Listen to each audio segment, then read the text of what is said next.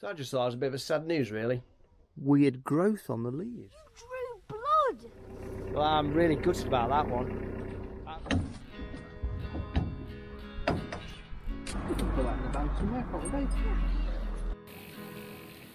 Hey up, Woodlanders. We're back. We've just spotted some more blackberries, so Ellie Ray is going to pick the blackberries for us. Do you know what this is? What? Fox poo. I thought it was because of the berries. The berries in it, yeah, they've been eating berries. Can't tell. It looks like those cherries with the seeds at the... Oh, you might be right actually, it could be cherry seeds. Look at these. Oh my goodness. I know, do you want to hold that a sec? Yeah. Hello. So what I am doing is I am picking blackberries. Don't catch yourselves in them, they hurt.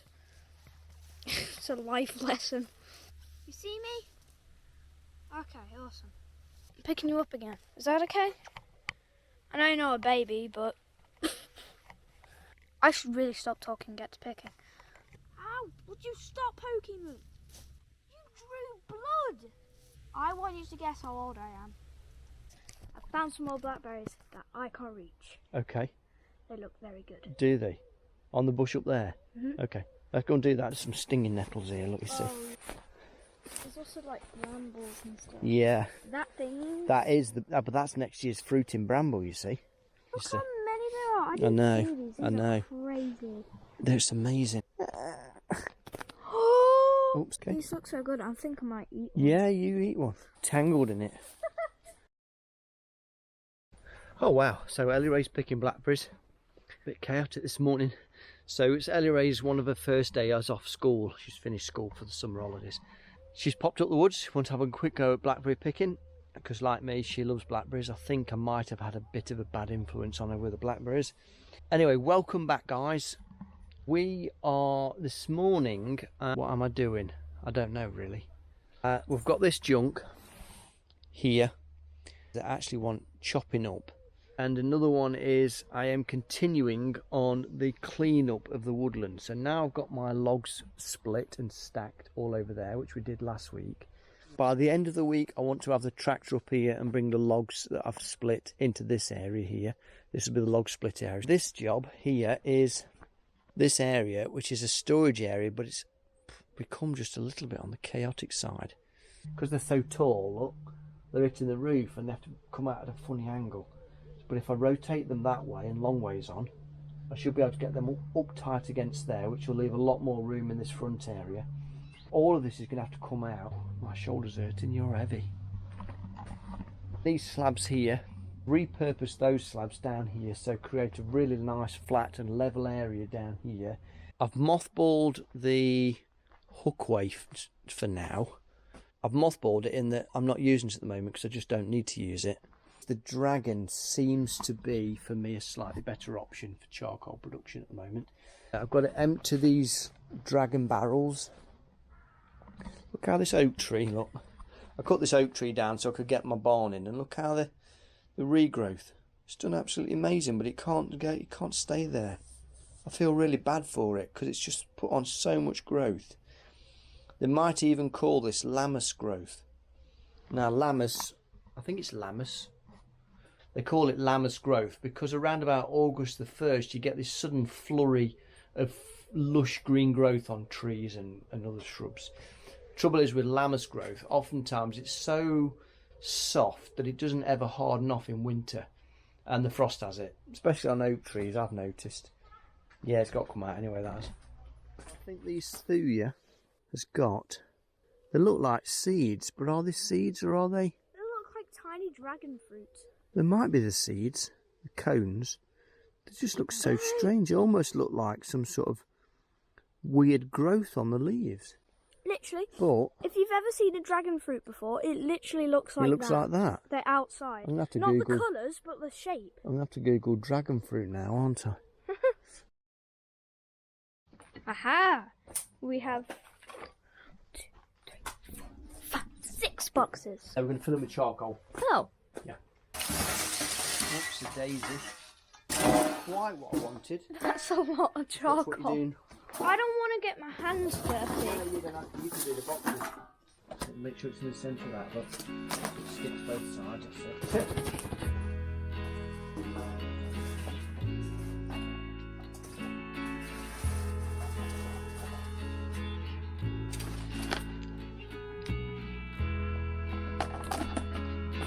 Very nice.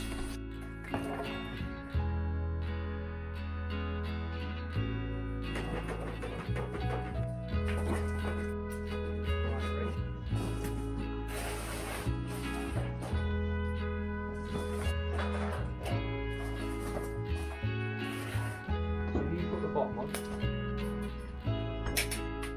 Just lost the nut on the floor. Dad, you said not to lose it. I know, I've got the washer but not the nut.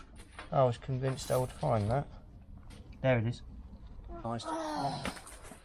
Oh, we may as well just go home. Right, there you go. I'll hold that. I've got an idea. Okay. You can see that, can you? That tree's in the way. Okay. So you'll have to do is hook it on, I think, over the end. That's it, yeah. Well done. That's easy enough. That's easy enough, yeah. That's good, that. If I turn your attention, I am over there on the swingy machine.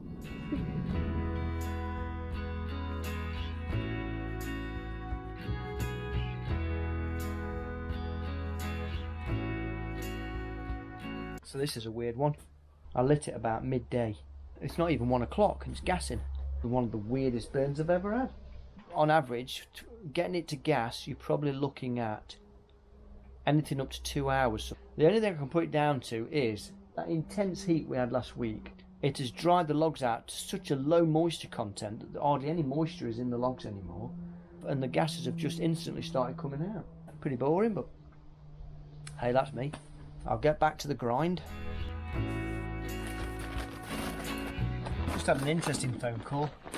Gardener's Bothy over at Staunton Harold. We sell our hazel panels out of there and gates and stuff like that. In the past they've had charcoal offers. She says, can you do it in the bags? Well, I haven't really got bags. I've got these few bags here that I've had from a long time ago. And she wants 50 bags. But I've had a chat with Kevin at Hartwood Woodfield Community and they do them in bags now. Because for some strange reason, people look at the box and the bag side by side. And I know from measuring that these bags hold about at least half of one of these scoops less in a bag than there is in a box. But it's become an optical illusion in that as a consumer, they look at the two side by side and they grab the bag. And Jan was saying that it could even be something to do with the fact that the bag has almost got something that you can grip, whereas a box you've got to have it under your arm. The bag you've got these tassels. And people grab those in order to be able to lift it and carry it. From a producing its perspective, boxes are absolutely the way to go. You can stack them, you don't destroy the product. You can store them dead easy. The volume reduction because you filled your corners. But from a retailer's point of view, bags are better. And it's made me kind of question what I'm doing really. I think I'm probably going to have a dual stage approach and do some with bags. Because you even find sometimes if you get a branch, a little twiggy branch with a sharp bit in, you've got to package it up and it'll poke holes straight outside of the bag. Honestly, it's quite frustrating. Right, so why I got your attention on this whole box bag dilemma is that's a 10-inch by 10-inch by 10-inch box. Whoops a daisy, don't do that. See what I mean about bags? This is one of Selway's bags. This is the quandary we've got. This bag holds about half a scoop, if not nearly a scoopful less than the box. But side by side, it's difficult to tell really. I mean, I don't know what you think. So looking at it like that, I think because it's taller, it looks more. But of course, it's a lot thinner as well. It's probably about 2/3 the width of the box. People just think the bags look more, and that's the problems you have. Look, so boxes nice and stackable like that. This is the bags, and look, I mean, from a storage perspective, and that's a complete car crash really. Be interested in what you think on that. Do you think it's because it's traditional to buy charcoal in a bag, or do you think a box is better? I really would be interested in your opinion on that. Be honest, be fair. I won't be offended, I'll just block you. So you know how I said earlier on it went into gas pretty quick, within sort of 30-40 minutes, and that's been gassing for about 3.5 hours. Anyway, what we'll do, we'll get this one out, we'll pop another one in. It's hot round here.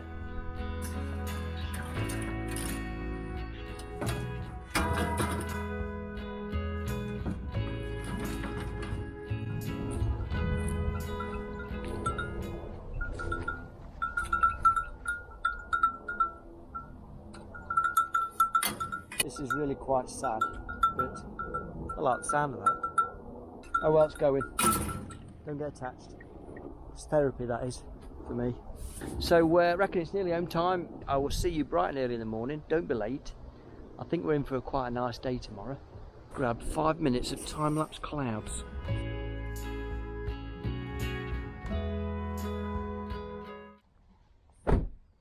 Morning.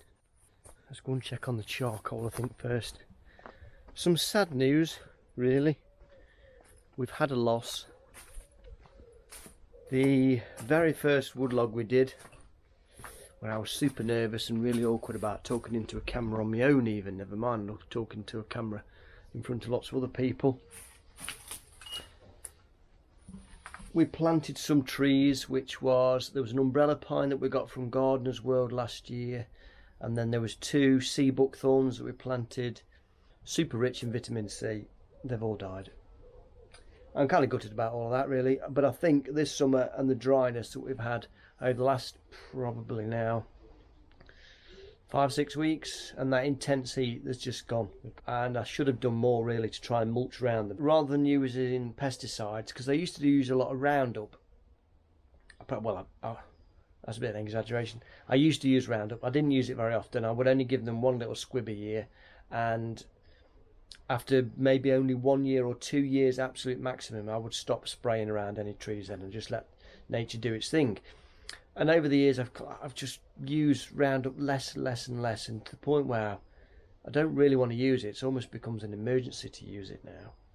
Anyway, somebody suggested if you put new trees in, put a square of cardboard on the ground, about a foot square, and then mulch around it with wood chip, and I much prefer that method, but it's just very labour intensive. But for the trees that I really, really want, that's what I'll do. And the reason that you spray, it's a herbicide, and you spray on the grass and the nettles and weeds and that around each tree, so that there's not a competition for nutrients and moisture. So the competition around dies off because you basically kill it with chemical. But of course, chemical has rather nasty effects for other things as well, and I don't think it's particularly good for pollinators, never mind my health as well. So I just thought it was a bit of a sad news, really. The buckthorns, there's a chance, an outside chance, that because they're a hardwood shrub, that it may send up new shoots from the base. So when it comes a little bit moist again, we've had some rain on and off this week, when you get a little bit of moisture in the ground again, it might send up a new shoot, and it might still do that before the end of August. So I'm not going to touch them. I should leave them and wait till next year, and if they're dead next year, then that is the end. What I'll do is I'm going to move that, get that one out, I'm going to reload another one, pop that in. The ashes will still be hot, so I should be able to stir them up, put some more wood in, get another barrel on, and we might have 2 more barrels done today in between our other jobs. What's next? I think what's next is we're going to it's a royal we today, it's on my own today. I think I'm going to empty out everything that's under that area there and put the slabs down. I think that's... Come on, let's get going.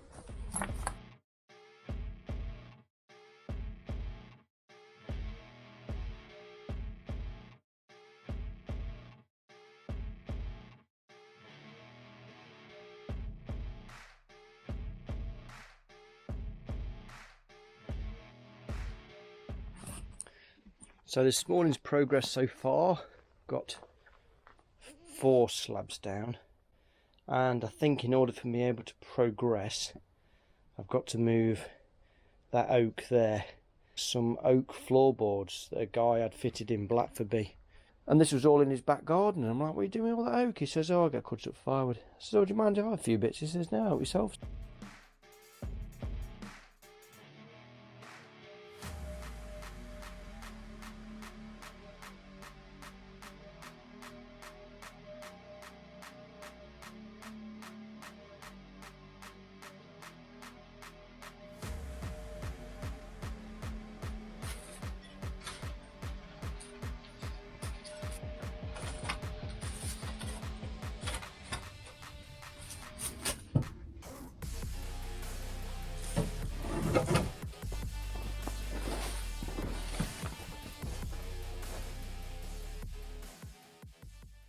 Now the reason for those slabs is the container when we first put it in, the ground was on a slope, and so we're putting these slabs in, and it means then I can bank up the soil against them and it won't keep just disappearing underneath the container, and that seems to have done the job quite nicely really.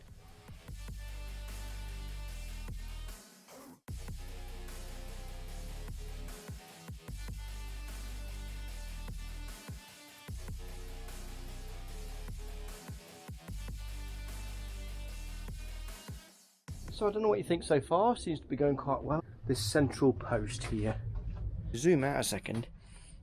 I'm thinking if I undo those fittings that are on there, and if I get the slab like that and do that with it, and then reattach the fixing, and then I can carry on all the way across it. Otherwise I'm going to have this ugly gappy thing here. So we're gonna give that a go.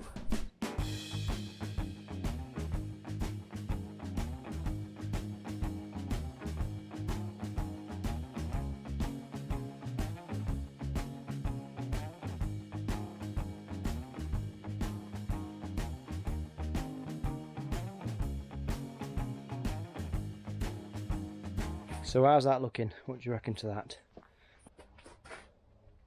So now what we've got to do is try and get all of this junk underneath it.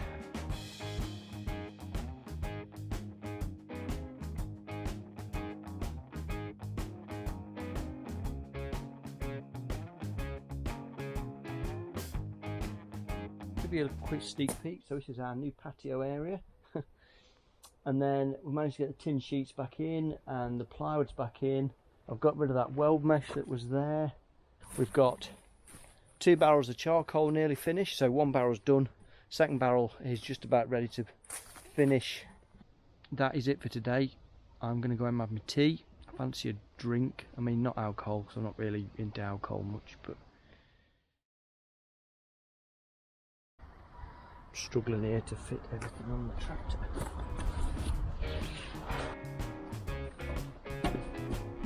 Don't click every trip, that's the one, isn't it?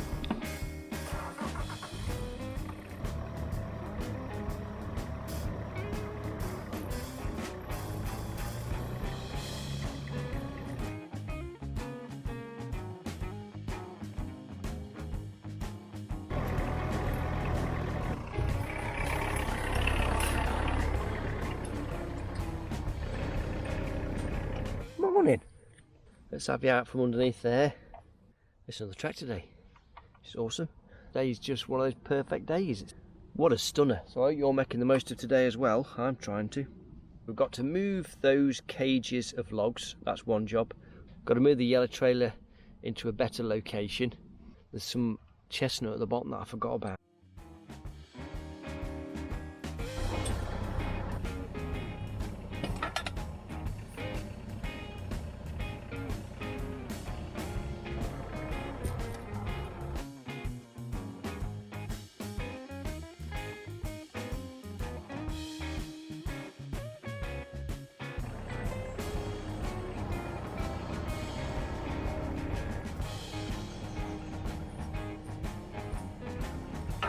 I've unhitched, that can stay there for a while till I decide exactly what's going to happen with the trailer. It doesn't look too bad, it's sort of like, oh, I can live with that, it's okay. Funny things happened today.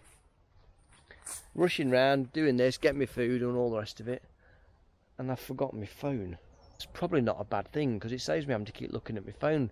I get terribly distracted with my phone. I have no phone. The tractor has no means of telling the time.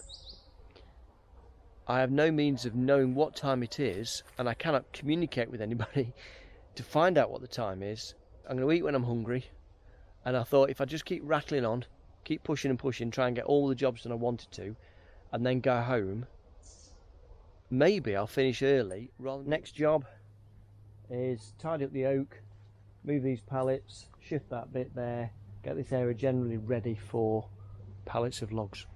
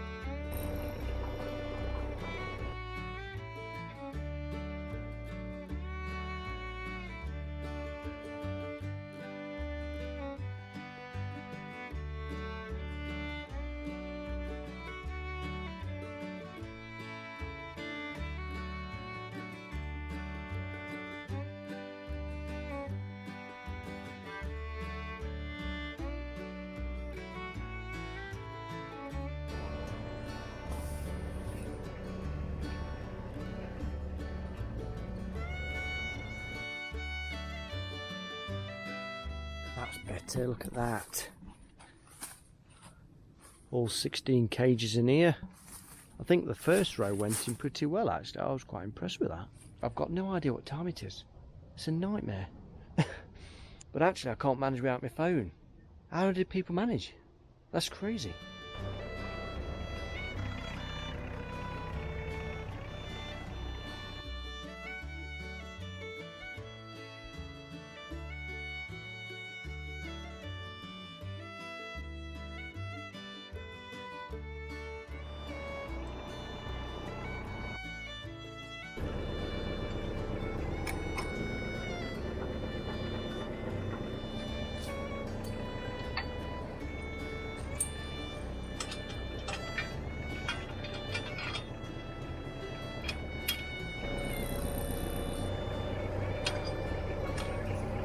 This is that chestnut.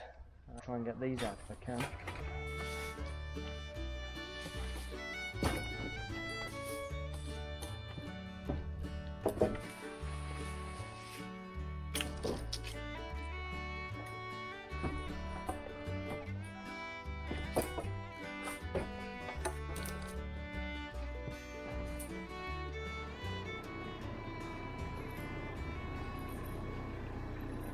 I've got some more sad news.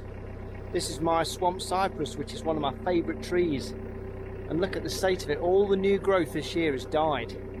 All of it. All the end tips have gone. Well, I'm really gutted about that one. What a shame.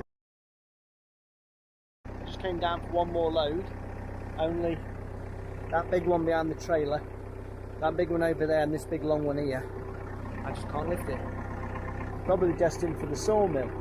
So I might cut them in half because they don't need 8-foot long boards particularly. Put the pallet tines on again and then extract them like that. I think I've worked out what time it is because this camera that you're on, I've set the date and time up and it seems to be quite accurate. So I think it's about 3:30. So what another epic week on the woodlog. Thanks for joining us again. If you've got any questions or you want to leave a little comment, just tap away at the bottom. Join us again soon for some more woodland adventures. If you're able to, try and get out and enjoy the woodlands during the summertime. And we'll see you on the next woodlog.